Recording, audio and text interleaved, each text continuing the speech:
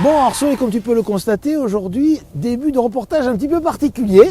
C'est sûr. On est à côté d'une borne en train de recharger, car oui, aujourd'hui, c'est un véhicule électrique que je te propose d'une marque que tu n'as jamais conduit, Kia, le constructeur coréen, qui arrive donc aujourd'hui, qui s'affirme sur le marché de l'électrique avec son EV6 GT, un crossover sportif, 585 chevaux. Ah ouais, quand même. Tu vas me dire ce que tu en penses. Eh ben, ça va être une grande première.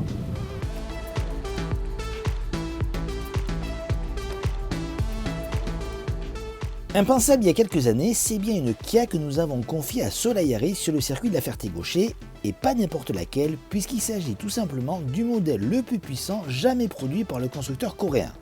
Au programme, 585 chevaux, tout en électrique. Comme tous les conducteurs, Soleil doit s'adapter à l'émergence de véhicules électriques, et c'est vrai également dans le domaine du sport. Ainsi, il a déjà pu donner son avis sur la Porsche Taycan Turbo S, l'Audi e-tron GT et la Tesla Model 3 Performance, 3 modèles appartenant à l'univers des berlines. Aujourd'hui, il franchit une nouvelle étape avec un SUV électrique, une grande première pour lui. Toutefois, il ne s'agit pas de n'importe quel SUV électrique, le Kia EV6 GT est en effet le SUV électrique le plus puissant du marché. Il est ainsi animé par 2 moteurs implantés sur chaque essieu qui développent une puissance totale de 585 chevaux et un couple de 740 Nm qui sont distribués aux 4 roues. Comme on pouvait s'y attendre, les performances sont dignes d'une vraie sportive avec un 0 à 100 abattu en 3,5 secondes et une vitesse maximale de 260 km/h. Mais le Kia EV6 GT, ce n'est pas seulement des performances, c'est aussi un look bien à part qui se remarque par son profil élancé, mais surtout sa partie arrière très moderne avec son bandeau lumineux qui court sur toute la largeur de la voiture, débordant même sur les ailes. A noter que cette version GT dispose d'autres particularités comme ses boucliers ou ses magnifiques jantes de 21 pouces. Sur le papier, il coche donc toutes les bonnes cases. Cela va-t-il être suffisant pour convaincre Soleil de basculer dans le monde de l'électrique? Voici maintenant la réponse.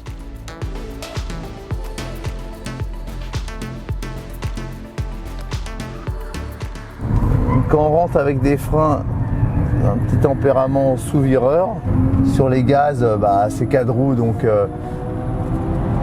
si on n'a pas initié la glisse... Oh,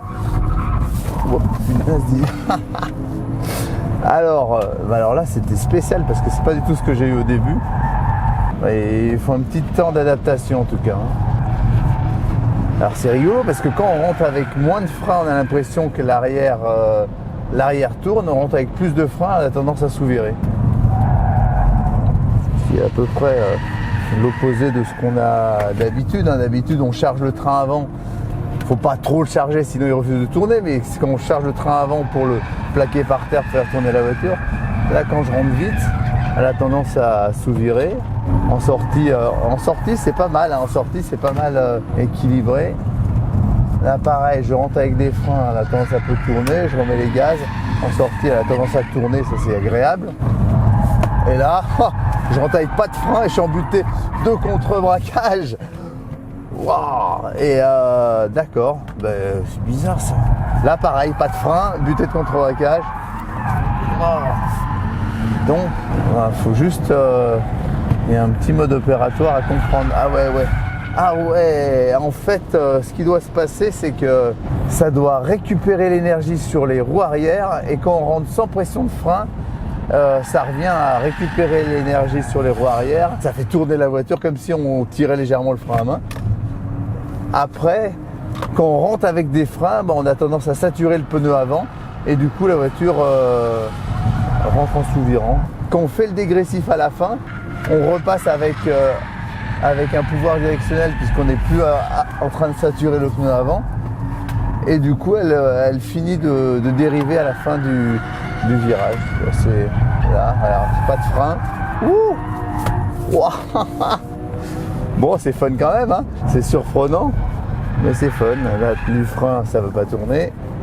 C'est subtil parce que quand on rentre dans des courbes avec peu de frein, c'est-à-dire des courbes rapides, on ne sollicite pas le train avant, la voiture survire. Quand on rentre dans des courbes où on freine fort et on rentre avec des freins dans le virage, elle survire que quand on fait le dégressif. Par exemple là, je rentre fort, elle a tendance à tourner, je fais le dégressif, elle tourne. Et en sortie, par contre, c'est bien équilibré. Peu de frein, allez.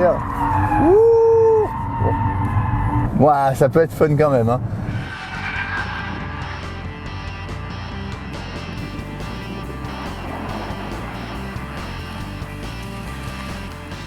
Bon alors Soumel, chaque conduite électrique sur piste c'est toujours un petit peu différent. En plus aujourd'hui, oh, comme par hasard, là, il s'est mis à pleuvoir juste qu'on a fait le sujet. Tu as pensé quoi de ce Kia EV6 GT? Alors franchement, c'est pas mal. Alors, je trouve qu'ils ont réussi leur look. Dedans, c'est agréable. La position de conduite est pas parfaite, mais elle est très bien quand même. L'environnement, j'aime bien. Et puis, il y a des chevaux. Tout passe par terre parce que ces 4 roues motrices en sortie de virage, ça te propulse en avant. Ça, c'est vraiment agréable. L'équilibre est pas mal. Pas mal. Les suspensions sont bien, les freins sont bien. Le truc surprenant pour moi, et j'ai mis un moment à m'habituer à la voiture, c'est que quand on est en mode sport et qu'on commence à rouler, quand on rentre dans un virage, généralement on rentre sur les freins. Là, la voiture est plutôt un peu sous-dirigée, donc elle est plutôt, on va dire, pas très rigolote. Sauf que quand on arrive vers la fin de freinage, on commence à faire le dégressif, qu'on enlève de la pression de freinage, qu'on soulage les pneus avant, que les pneus avant n'ont plus qu'à donner de la direction et pas de la direction et du frein. D'un coup, hop, la voiture vient. Alors au début, ça m'a paru un peu surprenant. Et puis, quand je rentrais dans des virages plutôt moyens rapides avec peu de frein, là, je rentrais en butée de contre-braquage et je ne comprenais plus. En fait, elle récupère, alors il faudrait reparler avec les techniciens, mais pour moi, elle récupère du potentiel électrique sur les roues arrière. Et que quand on rentre avec peu de frein, ça revient à rentrer avec le frein à main sur une voiture classique, quoi. Dans toutes les parties rapides du circuit où il faut qu'on dose et que la centrale demande du frein, hop, on a une voiture hyper instable dès qu'on lève le pied. Et ça, c'est... quand on veut conduire vite, c'est chaud, très chaud. Il faut être habile, hein. Et moi, je me suis fait 2-3 butées de contre-braquage où je ne comprenais pas pourquoi la voiture avait décroché alors que juste avant, j'étais rentré fort dans un virage en plaquant le train avant au sol et que j'avais plutôt un tempérament sous-vireur, donc plutôt un tempérament polissé, on va dire. Et que d'un coup, dans le moyen, je me retrouvais avec une voiture de drift. Donc c'est ça qu'en fait j'ai... Et ça c'est chaud, hein. Il faut vraiment s'y habituer. Voilà.